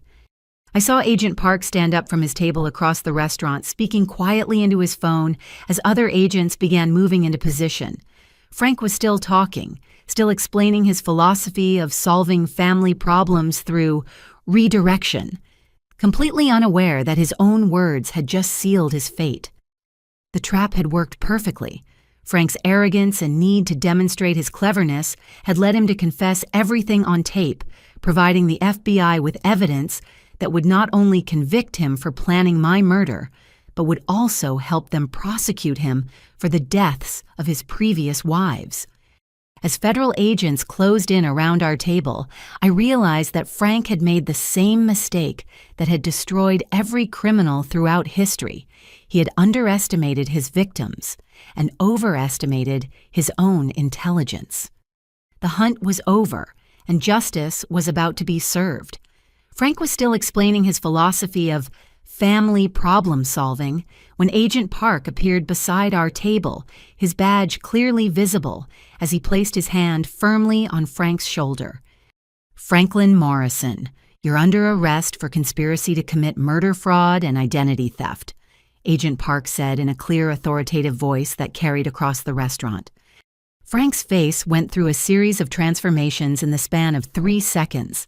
Confusion, recognition, rage, and finally a cold calculation as he realized the extent of his exposure. Other diners in the restaurant looked up from their meals as additional FBI agents moved in to secure the area. "This is ridiculous," Frank said, his voice carrying the perfect tone of innocent outrage that he had perfected over years of manipulation. "I was having a private conversation with my stepdaughter about family matters. You have no right to interfere. We have every right when that private conversation involves planning to murder your stepdaughter and have her daughter falsely committed to a psychiatric facility." Agent Park replied calmly as he handcuffed Frank's hands behind his back. I stood up from the table, my legs shaky but my voice steady. "Frank, Emma heard every word you said in that basement. She heard you planning to poison me at Mom's birthday party, and she saved both our lives by being brave enough to warn me." For the first time since I had known him, Frank's mask of benevolent concern disappeared completely. The man looking back at me was cold, calculating, and filled with rage at having his carefully laid plans destroyed by a 10-year-old child. "You stupid little girl." He snarled, his voice completely different from the gentle tone he had been using moments before. "Do you have any idea how much money you've cost me? How many months of planning you've ruined?" "Months?" Agent Park asked. "Try years. We found your storage unit, Franklin. We have recordings of you discussing this murder plot going back 18 months. We also have recordings of you bragging about killing your previous wives." The color drained from Frank's face as he realized the full extent of what the FBI had uncovered.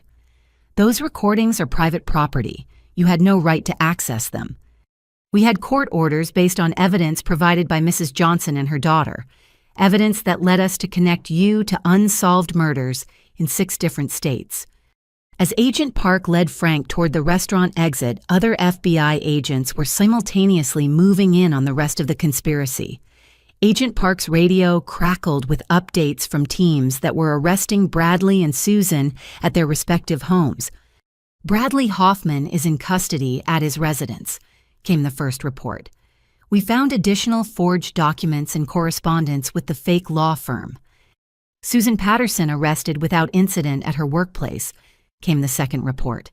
"She immediately asked for a lawyer and refused to make any statements. My phone rang as we watched Frank being placed in the back of an FBI vehicle. It was Amanda Walsh calling from her office, where she had been monitoring the operation. "Scarlett, are you all right?" Amanda asked.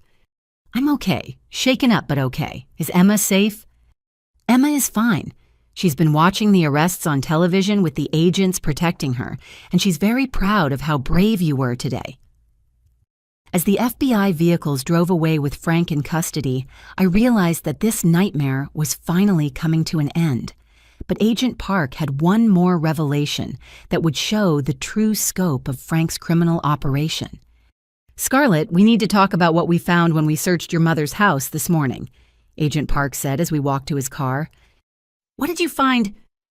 "Frank had been systematically drugging your mother with low doses of sedatives for the past 6 months. We found prescription bottles hidden in his belongings, with your mother's name on them, but the medications were never prescribed by her doctor." The revelation hit me like a physical blow. He was poisoning Mom, too.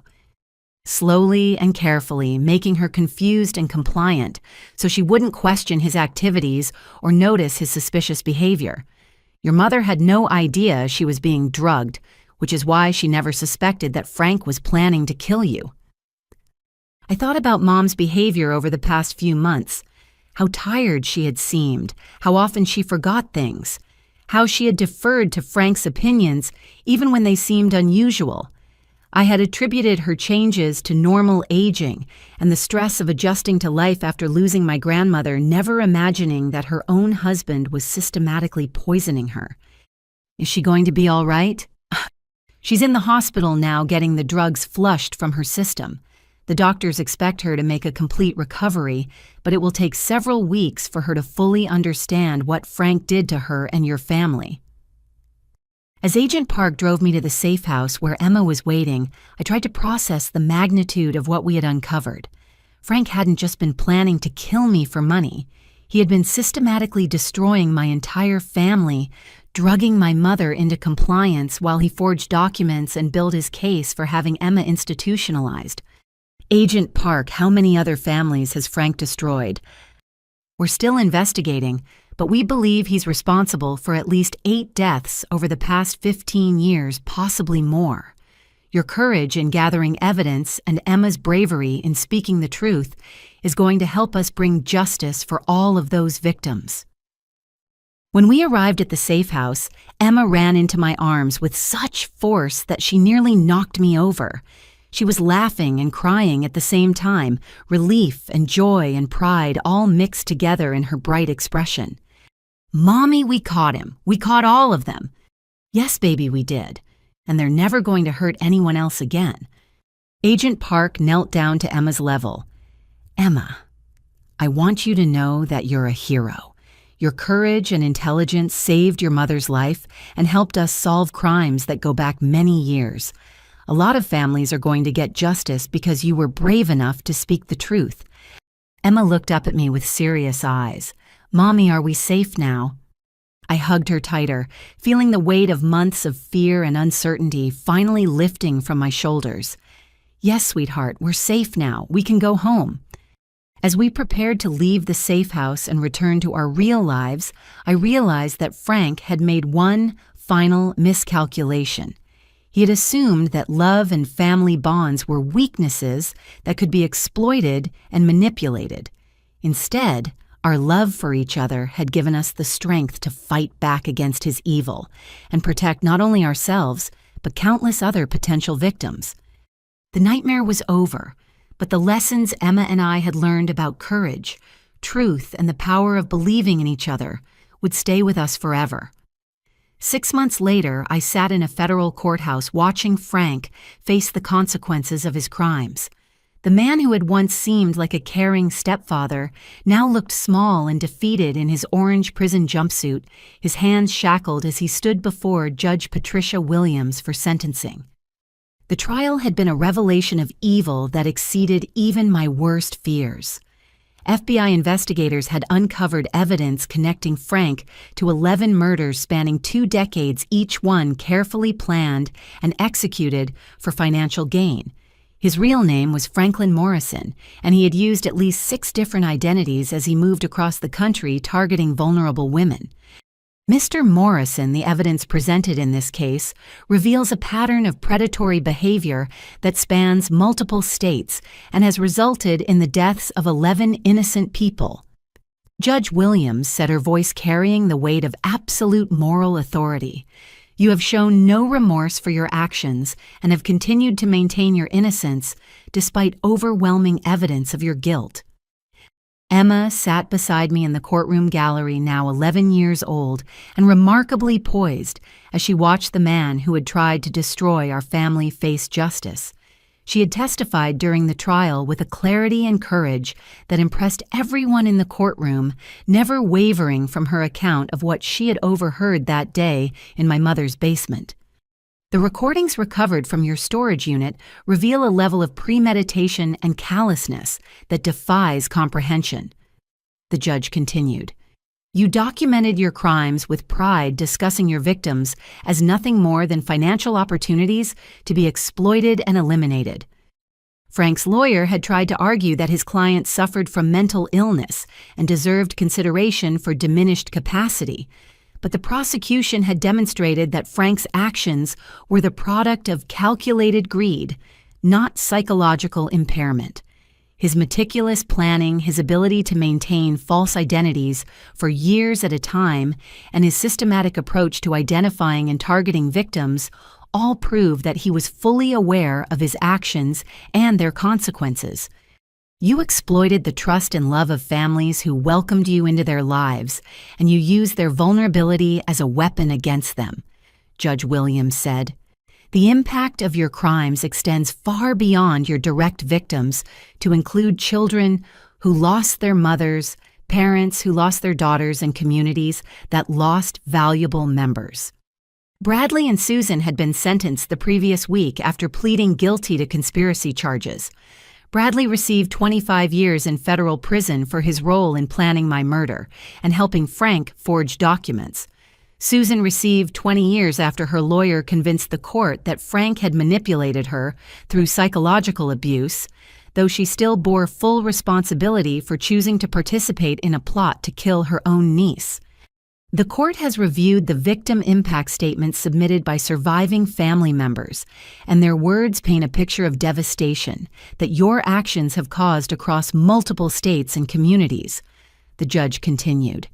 "Mrs. Scarlett Johnson and her daughter Emma have spoken with particular eloquence about the trauma you inflicted on their family and their determination to ensure that you never harm anyone else again. I had submitted a detailed impact statement describing the months of fear Emma and I had endured, the violation of having our own family members plot our deaths, and the ongoing challenges of rebuilding our sense of safety and trust. But I had also written about the strength we had discovered in ourselves and the hope we felt knowing that Frank would never hurt another family." Emma had written her own statement in her careful 11-year-old handwriting, explaining how Frank's actions had taught her the importance of speaking up when adults were doing wrong things, even when those adults were family members who were supposed to protect children. Mr. Morrison, for the crimes of conspiracy to commit murder in the first-degree identity fraud, insurance fraud, and violations of federal racketeering statutes, this court sentences you to life in prison without the possibility of parole, Judge Williams announced. Frank showed no emotion as the sentence was pronounced, but I saw his shoulders slump slightly as the reality of spending the rest of his life in prison finally penetrated his arrogance. He would never again have the opportunity to manipulate vulnerable families or target innocent women for financial gain.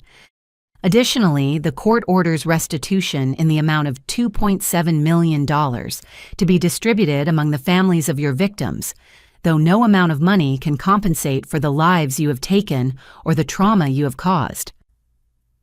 As federal marshals led Frank away from the courtroom, for the last time he turned and looked directly at Emma and me.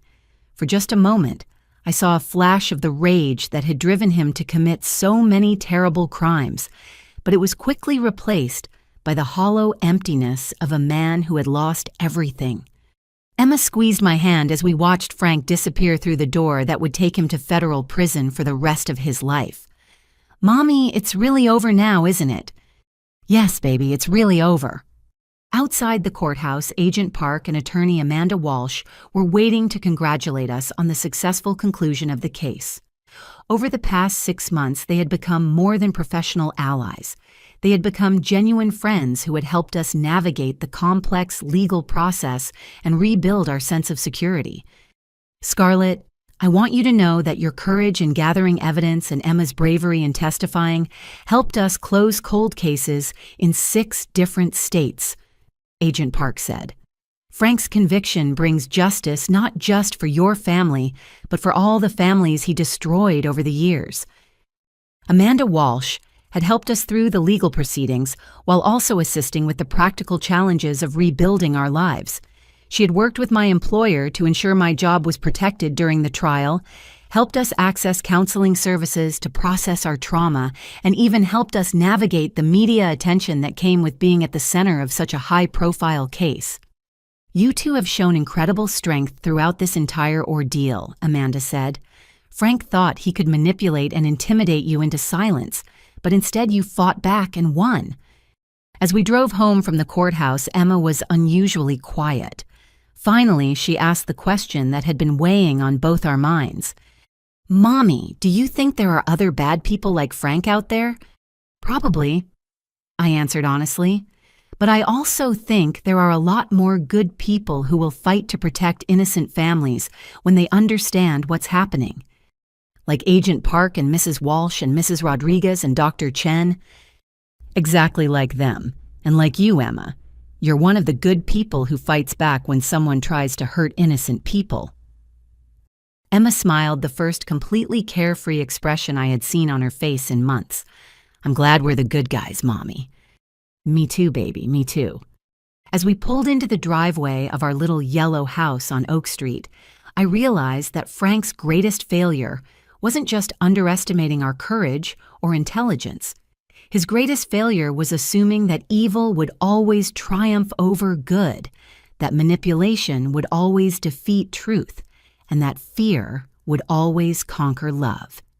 Instead, he had learned that when good people stand together and refuse to be silenced, justice will ultimately prevail no matter how sophisticated or cruel the evil they face.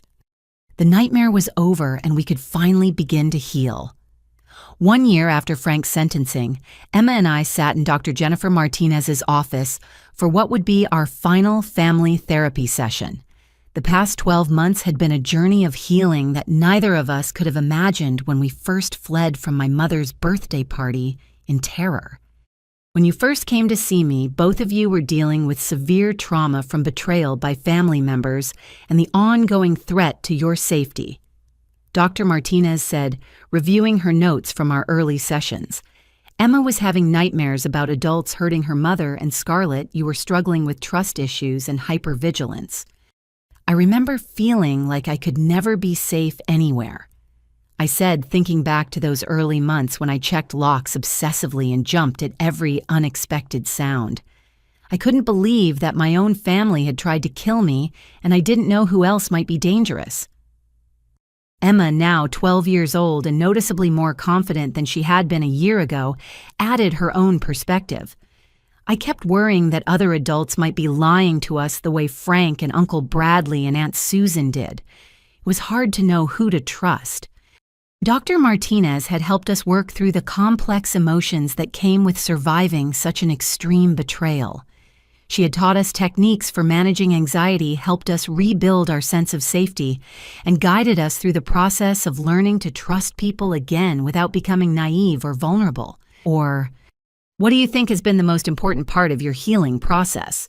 Dr. Martinez asked. Emma and I looked at each other, and I could see the same answer in her eyes that I felt in my heart. Learning that we can take care of each other and protect each other, Emma said, and learning that there really are good people who will help us when we need it. Over the past year, our lives had been transformed in ways that went far beyond just recovering from trauma. I had started my own accounting practice, specializing in helping victims of financial fraud recover their assets and rebuild their lives. The work was personally meaningful and professionally successful, giving me a sense of purpose that went beyond just earning a living. Emma had not only recovered from her trauma, but had become something of a local hero. She spoke regularly at schools and community centers about the importance of trusting children when they report dangerous situations, and she had started a peer counseling program to help other kids recognize and report adult manipulation. I like helping other kids understand that it's okay to tell on grown-ups when they're doing bad things, Emma explained to Dr. Martinez. A lot of kids think they'll get in trouble for telling the truth about adults, but I tell them that good adults want kids to speak up when something is wrong. My mother had made a remarkable recovery once Frank's drugging was discovered and treated. The months of systematic poisoning had affected her memory and judgment, but as the chemicals left her system, she gradually returned to her sharp, caring self. She had moved to a senior community closer to Emma and me, and our relationship had grown stronger than it had ever been. Mom feels terrible about bringing Frank into our family, I told Dr. Martinez, but I've helped her understand that Frank was a professional manipulator who fooled law enforcement officers and social workers and judges. She couldn't have known what he really was. Emma had been particularly helpful in reassuring her grandmother that no one blamed her for Frank's deception. I tell Grandma that Frank was really good at pretending to be nice, and that's not her fault. Even smart people can be tricked by really good liars. The financial restitution from Frank's crimes had provided Emma and me with security we had never experienced before. We had paid off our mortgage-established college funds and even taken the vacation to Europe that Emma had dreamed about. But more importantly, the money had allowed me to start my practice helping other fraud victims without worrying about immediate income. Helping other families who went through what we went through has been incredibly healing, I explained to Dr. Martinez. It makes Frank's crimes feel less meaningless when we can use our experience to protect other people. Emma had also found healing through helping others. Her peer counseling program had already helped several children recognize and report inappropriate behavior by adults, and she had received recognition from the State Attorney General's office for her work in child protection advocacy. Do you feel like Frank still has power over your lives? Dr. Martinez asked. Not really, Emma answered immediately. Sometimes I think about what happened, but it doesn't scare me anymore. It makes me feel proud that we were brave enough to fight back and smart enough to win. I nodded in agreement. Frank took a lot from us, but he also taught us how strong we are and how much we can trust each other. In some ways, going through that experience made our relationship stronger than it would have been otherwise. Dr. Martinez smiled, making a final note in her file. You've both done remarkable work in processing this trauma and using it as motivation to help other people. That's not just healing, that's post-traumatic growth. As we prepared to leave Dr. Martinez's office for the last time, Emma asked a question that had been on her mind for weeks. Dr. Martinez, do you think what happened to us will make me a better mom someday? I think what happened to you taught you some very important lessons about protecting children and recognizing danger, Dr. Martinez replied. But more importantly, it taught you that you have the courage and intelligence to face difficult situations and the strength to ask for help when you need it. That evening, Emma and I attended the graduation ceremony for the latest class of children who had completed her peer counseling program. watching 12 kids between the ages of 8 and 14 receive certificates for learning how to recognize and report dangerous adult behavior filled me with pride in Emma's accomplishments and hope for the future. "Mom, do you ever wonder what would have happened if I hadn't been brave enough to call you that day?" Emma asked as we drove home from the ceremony. "I think about that sometimes," I admitted. "But then I remind myself that you were brave enough, and that's what matters. You saved both our lives by trusting your instincts and speaking the truth. And you saved us by believing me and fighting back instead of just giving up." As we pulled into our driveway, I looked at the little yellow house that had once felt violated and unsafe, but now felt like a true sanctuary. We had redecorated extensively, replacing everything that reminded us of Frank's intrusion, and we had installed the best security system we could afford. But more importantly, we had filled the house with friends and laughter and the kind of genuine family relationships that Frank had tried to destroy. "Emma, what do you think is the most important thing we learned from everything that happened?" Emma thought for a moment, her face serious in the glow of our porch light. "I think we learned that family isn't just about being related to people. Family is about people who protect each other and tell each other the truth even when it's hard." "That's exactly right, baby. And I think we also learned that we're stronger than we ever knew we could be. And that good people are stronger than bad people when they work together." As we walked up to our front door, I reflected on the long journey from that terrifying phone call at my mother's birthday party to this moment of peace and security. Frank had intended to destroy us, but instead he had revealed strengths we didn't know we possessed and taught us lessons about courage and resilience that would serve us for the rest of our lives. The little girl who had been brave enough to warn her mother about danger had grown into a young woman who was dedicated to protecting other children. The frightened woman who had fled in terror had become a successful advocate for fraud victims and a symbol of hope for families facing betrayal and manipulation. We had not just survived Frank's evil, we had transformed it into a force for good that would protect and help other families for years to come. And that transformation was the greatest victory of all. 2 years after Frank's conviction, I stood at the podium in a hotel conference room filled with domestic violence survivors, social workers, and law enforcement officials preparing to deliver the keynote speech at the National Conference on Family Violence Prevention. Emma, now 13 and poised beyond her years, sat in the front row with the same determined expression she had worn when she first called to warn me about Frank's plot. When my 10-year-old daughter called to tell me to get out of my mother's house immediately, I had a choice to make. I began looking out at the audience of people who understood the complexities of family betrayal and survival. I could dismiss her warning as a child's imagination, or I could trust that she had witnessed something genuinely dangerous. That choice saved both our lives. The conference had invited me to speak because our case had become a model for how children's testimony should be handled in family violence situations, and how victims could work with law enforcement to gather evidence and build cases against their abusers. But more importantly, our story had become an example of how families could not only survive betrayal, but emerge stronger and more purposeful. Frank Morrison, the man I knew as my stepfather, Frank Miller, was a professional predator who had perfected the art of using family bonds as weapons against his victims. He understood that people's love for their family members could be manipulated to make them vulnerable to financial fraud, emotional abuse, and ultimately murder. In the 2 years since the trial, I had built my accounting practice into a thriving business that specialized in helping fraud victims recover their assets and rebuild their financial lives. I had testified before Congress about the need for better protection against identity theft and insurance fraud, and I had worked with the FBI to develop training programs for agents who investigate family-based financial crimes. But Frank made a critical error in his calculations. He assumed that love and trust were weaknesses that could be exploited indefinitely. He didn't understand that genuine family bonds, the kind built on honesty, protection, and mutual respect, actually create strength that predators cannot overcome. Emma had become something of a celebrity in child protection circles, speaking at conferences and schools about the importance of listening to children who report dangerous adult behavior.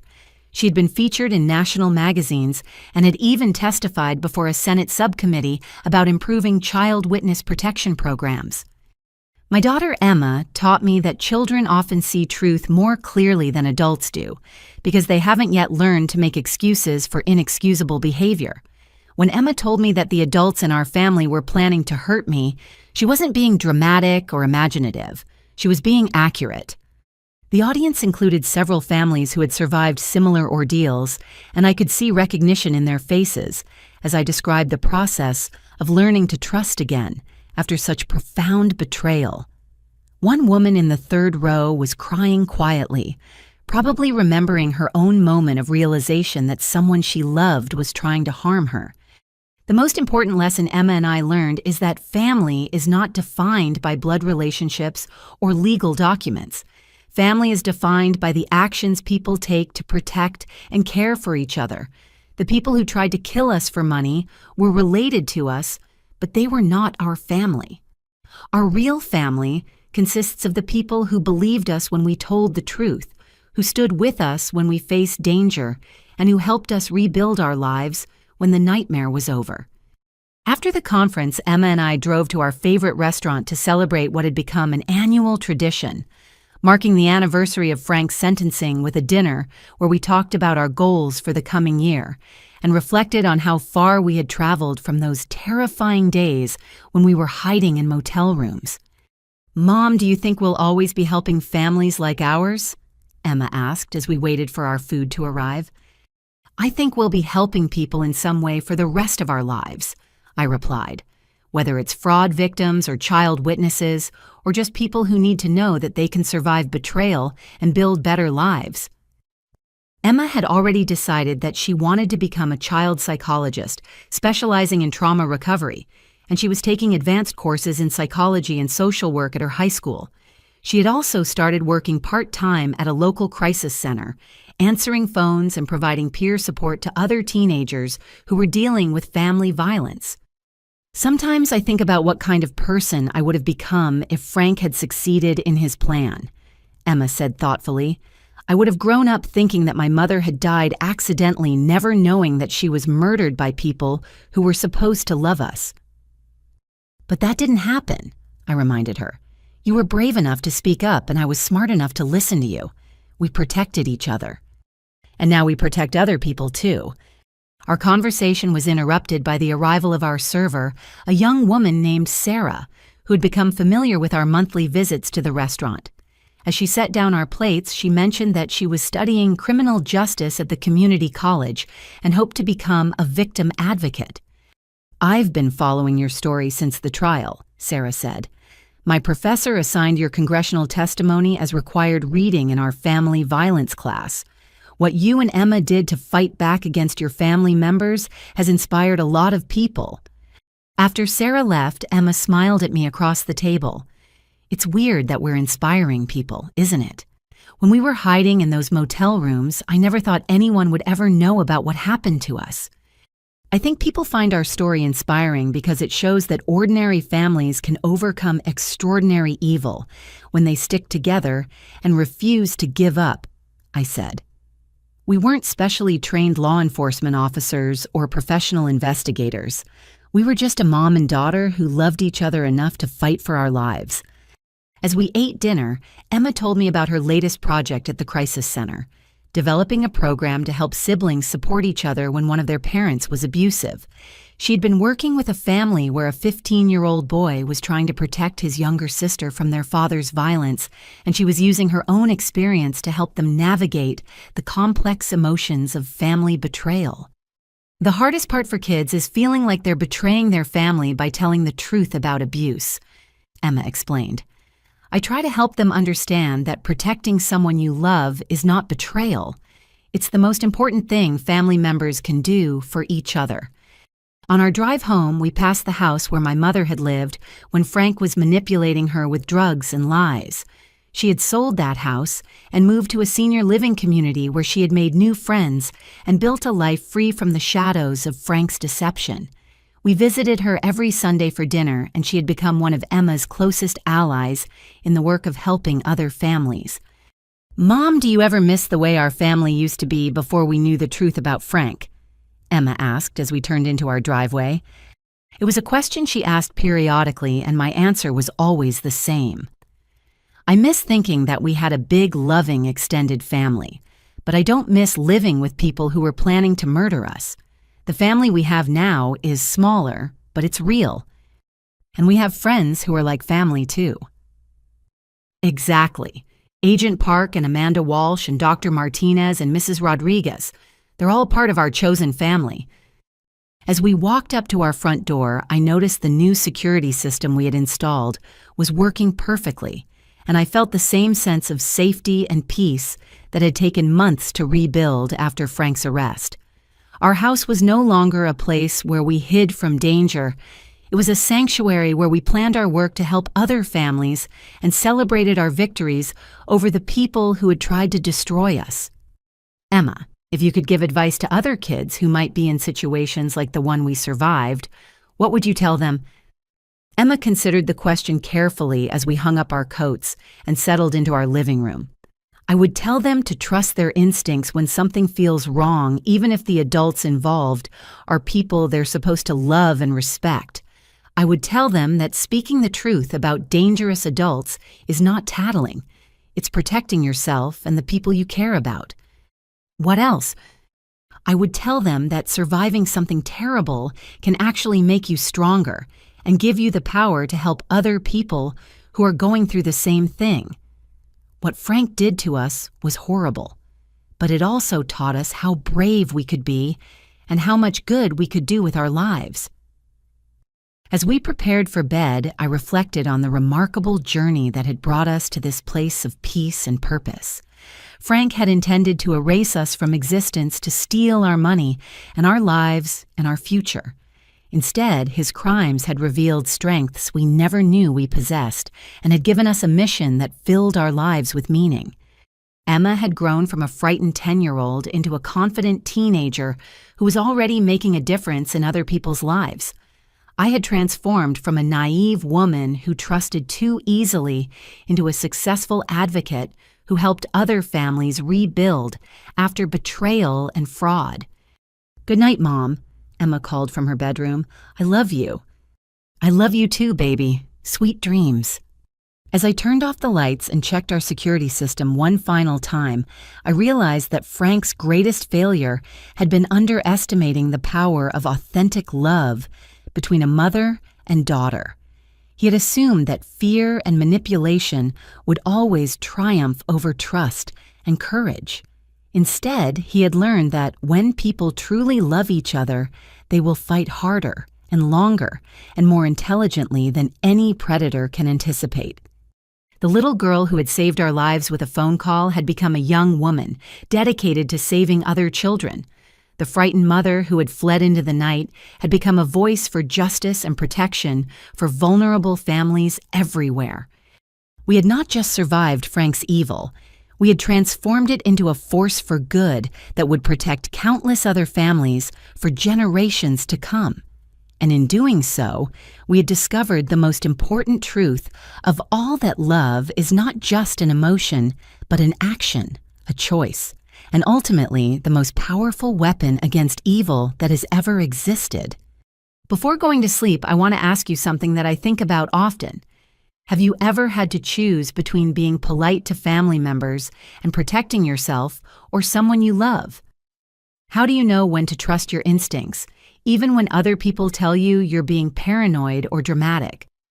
I hope our story helps you understand that trusting your gut feelings about dangerous people, even when those people are family members, can save your life. If you found our story meaningful, please like this video, subscribe to our channel for more real stories of survival and justice. Share this with anyone who might need to hear it, and leave a comment telling us about your own experiences with trusting your instincts in difficult situations. Remember that speaking the truth about dangerous people is not betrayal, it's protection. And sometimes the greatest act of love you can perform is having the courage to expose evil, even when it comes from people who are supposed to love you. Thank you for listening to our story, and I wish you and your families safety, genuine love, and the courage to always choose truth over politeness when someone's life is at stake. Stay safe, stay strong, and never be afraid to trust the voice inside you that warns you when something is wrong.